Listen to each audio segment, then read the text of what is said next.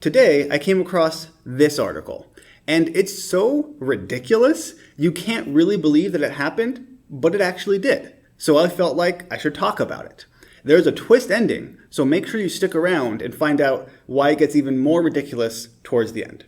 Effectively, though, it all centers around this person, who apparently is a cook. Her name is Pippa Middlehurst, and she is British, I believe.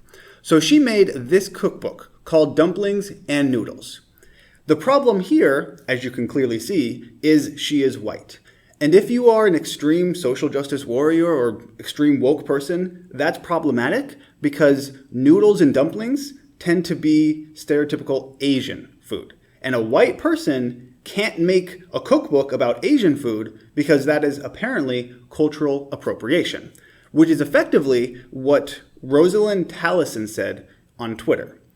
She said, "Why did a white woman write a cookbook about dumplings and noodles? It's ridiculous and a standard that makes no sense." Now, when I actually looked her up on Twitter, you see that Rosyln's account is private, so I can't see anything that she's tweeted, which is why I'm using the article from the Daily Wire. She does, however, still have 10,000 followers. So there are 10,000 people who presumably think that it's okay to try and call out white people for making cookbooks about food that you apparently know nothing about.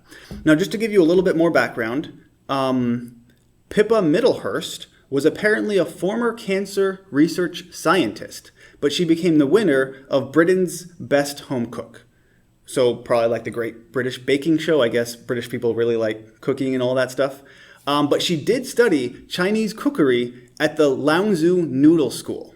And so based on her experience actually studying Asian food in Asia, she made a cookbook, which is what one person pointed out, saying that Middlehurst has been learning about Asian cooking for over 15 years and attended an actual noodle school, which I'm sure that noodle schools are very serious places and they're very strict, but that just sounds hilarious. Like, can you imagine how cool it would be to say that you studied at a noodle school? That sounds pretty awesome. So the point is that she knows what she's doing. It's not as if she just made up some new noodles or new dumplings. She learned about this in Asian culture, and now she's trying to teach other people what she learned. There's nothing wrong with that. This isn't cultural appropriation in any way. Now, Middlehurst eventually responded to these ridiculous allegations in her own Twitter thread.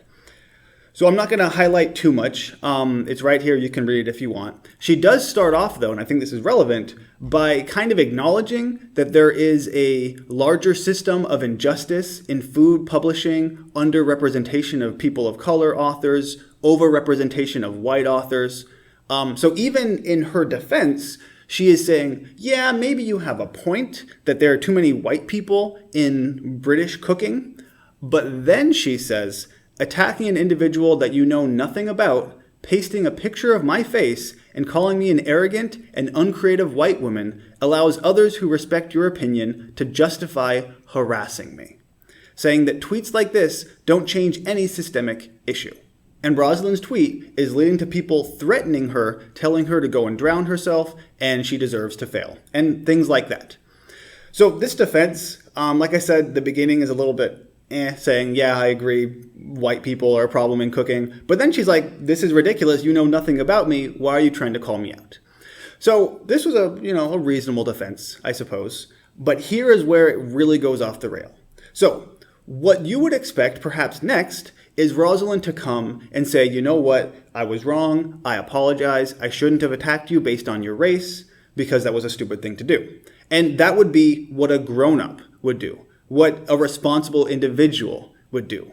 What someone who is an idiot and only looking out for themselves would then do what Rosyln did and ask for money. Because apparently she now needs therapy. She says that therapy costs $130 a session and she's going to need it after almost 48 hours of harassment from Nazis.